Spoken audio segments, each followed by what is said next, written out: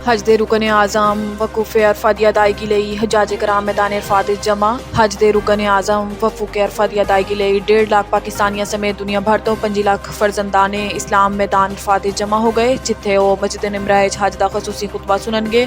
मनाए 1,92,000 मुरबा मीटर रकबे ते दुनिया का सब तो वड्डा खैमादा शहराबाद दे मनासिक हज के दौरान हजाजे कराम ने मना दी आरजी खैमा बस्ती 8 जुल हज का पूरा दिन क्याम किया। 5 वक्त की नमाज़ा अदा करके हुजाजे कराम लब्बैक अल्लाहुम्मा लब्बैक दी सदावां बुलंद करते हुए हज दे रुकने आज़म वकूफ़े अरफा लई 9 जिल हज नू नमाज़े फजर अदी अदायगी तो बाद मैदान अरफात जमा हो गए। हुजाजे कराम मैदान अरफात मस्जिद निमरा तो हज का खसूसी खुतबा सुननगे ते जोहर और असर दी नमाज़ां कसर करके एक नाल अदा करनगे।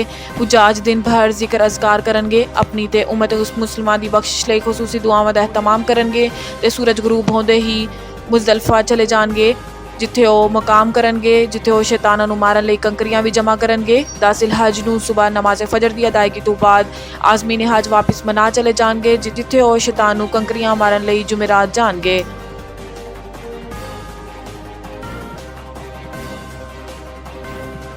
सुप्रीम कोर्ट ने फौजी अदालतों की कार्रवाई रोकने की सदा मुस्तरद कर दी। चीफ जस्टिस पाकिस्तान उमर अता बंदियाल की सरबराही 6 रुकनी लॉर्जर बेंच ने केस की समाअत की। Bench justice Ijazul Ahsan, justice Munib Akhtar, justice Yahya Afridi, justice Mazahar Naqvi ते जस्टिस आयशा मलिक भी शामिल सी। समाअत के आगाज से सुप्रीम कोर्ट बार एसोसीएशन के सदर आबिद जुबैरी ने रोस्ट्रम से आके किया है कि सानू सिविलियंस के फौजी अदालतों के ट्रायल के मामले से दरखास्तां दायर कीतियां ने। चीफ जस्टिस ने आबिद जुबैरी नाल इस्तफसार किया कि तुसी दरखास्त नंबर की तुहाड़ी दरखास्त नंबर लग गया है। सानू खुशी है कि सुप्रीम कोर्ट बार की जानिब तो भी दरखास्त आई। अच्छे दलाइल वैलकम करते हैं। जो दरखास्त नंबर लगेगा तद वेख लांगे। अटॉर्नी जनरल पाकिस्तान मंसूर उस्मान अवान ने सुप्रीम कोर्ट सिविलियंस के ट्रायल शुरू होने की वजाहत कर दी थी। कहा है कि इस वक्त किसी सिविलियन का ट्रायल नहीं चल रहा। चेयरमैन PTI के वकील अजीज़ भंडारी ने दलाइल देंदे हुए कहा है कि गुज़िश्ता रोज़ ISPR की जानिब तो प्रेस कॉन्फ्रेंस की। ISPR ने 102 अफराद के ट्रायल की गल की। अटॉर्नी जनरल ते DG ISPR के बयान मुतजाद ने।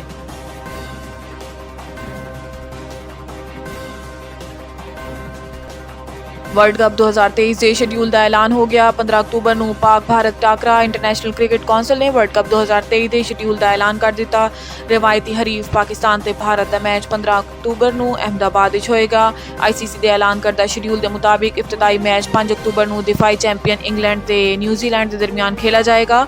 ICC के मुताबिक रिवायती हरीफ पाकिस्तान ते भारत 15 अक्तूबर को अहमदाबाद टकरानगे। पाकिस्तान टीम 6 अक्तूबर ते 12 अक्तूबर को क्वालीफाई करेगी। क्वालीफायर्स के खिलाफ मैच खेलेगी। ICC शेड्यूल दसिया गया है कि पाकिस्तान का 20 अक्तूबर को आस्ट्रेलिया ते 23 अक्तूबर को पाकिस्तान नाल 23 अक्तूबर को अफगानिस्तान नाल मुकाबला होएगा। वाजे रवे कि पाकिस्तान क्रिकेट बोर्ड ने अहमदाबाद के नरेंद्र मोदी स्टेडियम में मैच खेलने तो इनकार कर दिता। ताहम PCB ने कहा कि अगर कौमी टीम फाइनल पहुंची तो अहमदाबाद मैच खेलेगी।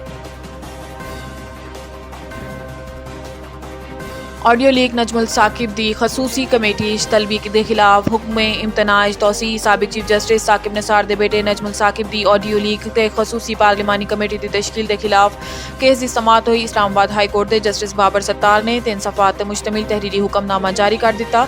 अदालत ने कहा है कि अटॉर्नी जनरल मंसूर उस्मान अवान ने जवाब दाखिल कराने लई मोहलत तलब की।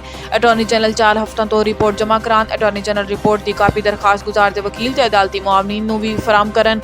इस्लामाबाद हाई कोर्ट ने कहा है कि अदालती मुआवनीन तहरीरी मारूजात दाखिल कराना चाहते हैं तो आइंदा तारीख समात कबल जमा करा सकते हैं। अटॉर्नी जनरल ने कहा है कि अदालत की 2 सवालात मुआवनत करेंगे। तहरीरी हुक्मनामे किया गया है कि अटॉर्नी जनरल के मुताबिक ऑडियो लीक की तहकीकात लई कमीशन का कयाम सुप्रीम कोर्ट चैलेंज किया गया।